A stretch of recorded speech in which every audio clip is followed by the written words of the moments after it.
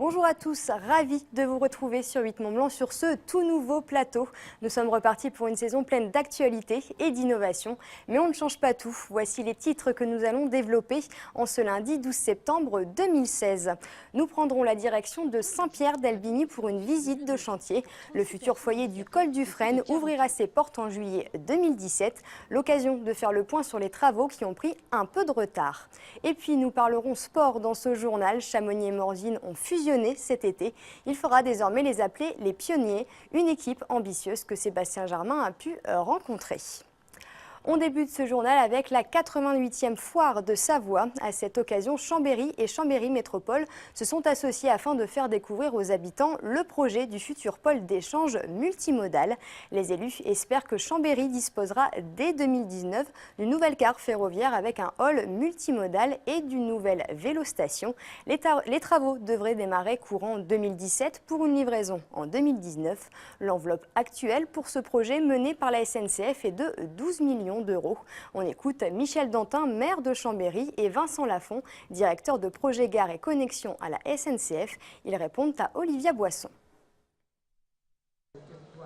Nous souhaitons qu'il y ait plus de monde qui fréquente de manière régulière la gare, et nous souhaitons en même temps que dans le cadre de l'économie du département, il y ait encore davantage de populations qui viennent faire du sport l'hiver, ou faire du sport d'été, c'est-à-dire une pratique de la montagne en toute saison. Chose un peu particulière sur Chambéry, c'est qu'on a effectivement des périodes où on a des pics de flux et c'est ce sujet qu'il faut arriver à gérer à travers un ouvrage adapté avec notamment les souterrains qui existent, les souterrains historiques et puis la nouvelle passerelle. Notre président le suit particulièrement, donc effectivement c'est un des projets qui est phare pour l'entreprise et évidemment nous on est très moteur, il y a une forte dynamique mais pas que de la SNCF, vraiment de l'ensemble des partenaires autour de ce projet. On prend la direction de Saint-Pierre-d'Albigny en Savoie pour d'autres travaux. Vendredi dernier, Hervé Guémard et quelques élus ont visité le chantier du futur foyer de vie nommé le foyer du col du Frêne. Le chantier avait débuté en octobre 2015 mais avait pris du retard à cause de certaines contraintes architecturales et financières. Dans 10 mois, une trentaine de personnes handicapées pourra prendre place dans ces locaux. Olivia Boisson s'est rendue sur place. Le Clos Monjou va bientôt faire office de lieu de vie pour 36 personnes handicapées de plus de 40 ans. Ce bâtiment coûte plus de 7 millions d'euros. 85% de cet investissement sont pris en charge par le conseil départemental de la Savoie et le reste sera à la charge des résidents. J'ai visité beaucoup de ce style de foyer, donc il y a beaucoup d'activités pour permettre aux personnes handicapées de se sentir bien.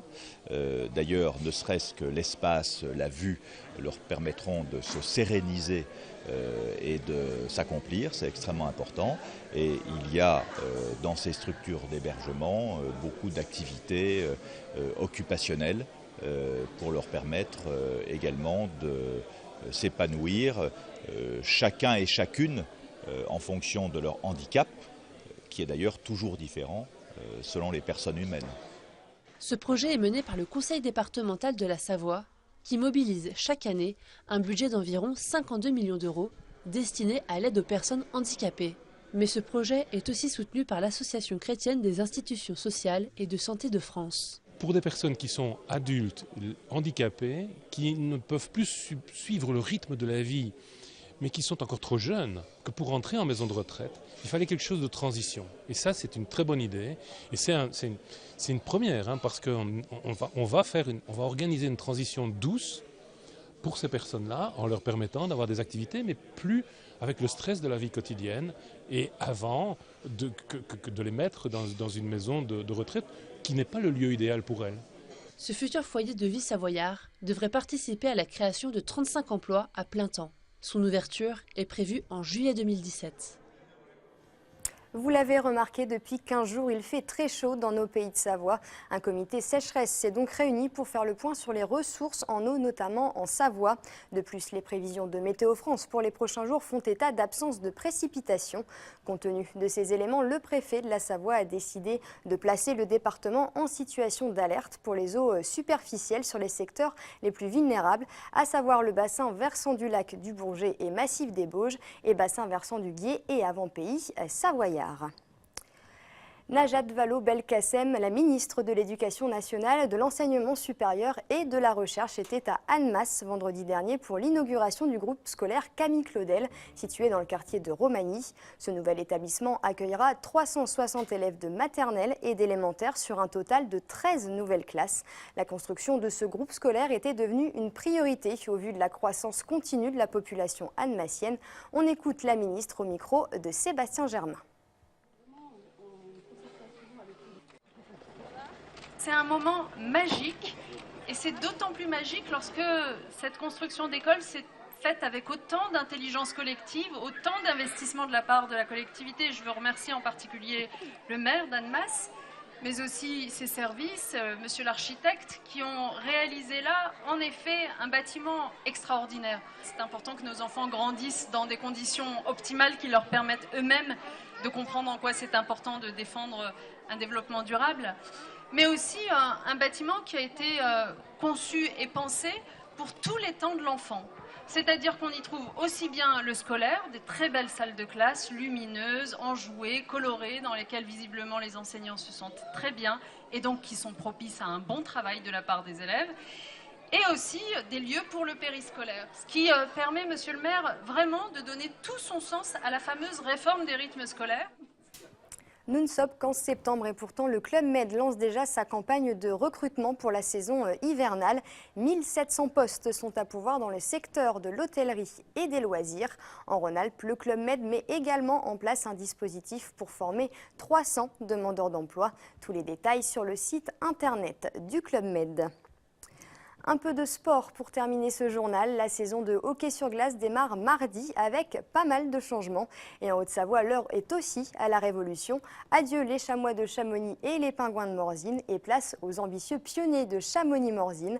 Une fusion devenue indispensable pour faire face aux nouvelles exigences de la Fédération française. Sébastien Germain nous fait découvrir cette nouvelle équipe. Les pionniers débarquent sur la planète hockey. Ce mardi, le tout nouveau club de Chamonix-Morzine démarre une toute nouvelle aventure en Ligue Magnus. Le tout avec déjà une certaine pression. Et pour cause, le CMHC est aujourd'hui le seul club haut-savoyard présent dans l'élite d'un sport collectif français. Tout se passe bien, le club se met en place tranquillement mais sûrement, étape par étape. Nous, le groupe vit bien, on sait qu'on est les pionniers, maintenant on ne se pose pas la question de savoir qu'on est la réunification de Morzine et Chamonix, ça c'est pas ça qui nous intéresse. Ce qui nous intéresse, c'est que l'équipe qu'on est en train de constituer, le groupe qu'on est en train de constituer, qui va nous permettre d'avoir du succès. Après plusieurs saisons compliquées sur le plan sportif, pour Chamonix et Morzine, les pionniers sont fin prêts pour en découdre. Et si la naissance de cette nouvelle structure a connu quelques soubresauts, désormais tout le monde regarde dans la même direction. Donc on a une équipe qui est complètement homogène, qui est complète, qui travaille fort vraiment tous les jours. Et qui a un niveau supérieur à ce qu'on avait les années d'avant. On le sent déjà aux entraînements, on le sent sur les matchs. Donc voilà, c'est sûr que c'était la solution.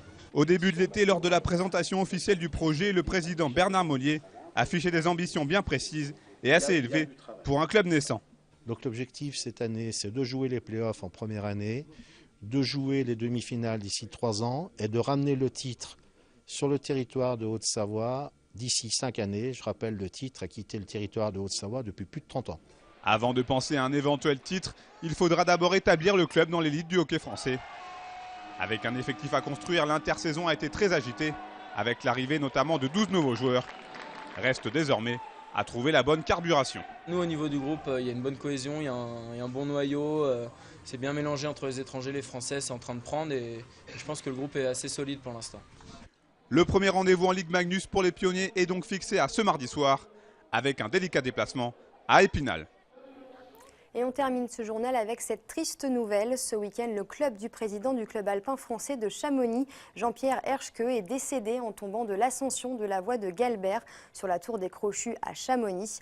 D'après les premiers éléments, on sait qu'il a été retenu par l'un de ses pitons dans sa chute. Une enquête a tout de même été ouverte pour déterminer les circonstances exactes de ce drame. C'est la fin de cette édition. Merci à tous de l'avoir suivi. Juste après, vous retrouvez l'invité de la rédaction présenté par Fanette de Buisson. Ce soir, c'est Jean Boutry, maire de Crangevrier, qui inaugure ce nouveau programme. N'oubliez pas non plus notre tout nouveau site internet 8montblanc.fr. Belle soirée, à demain pour encore plus d'actu en Pays de Savoie.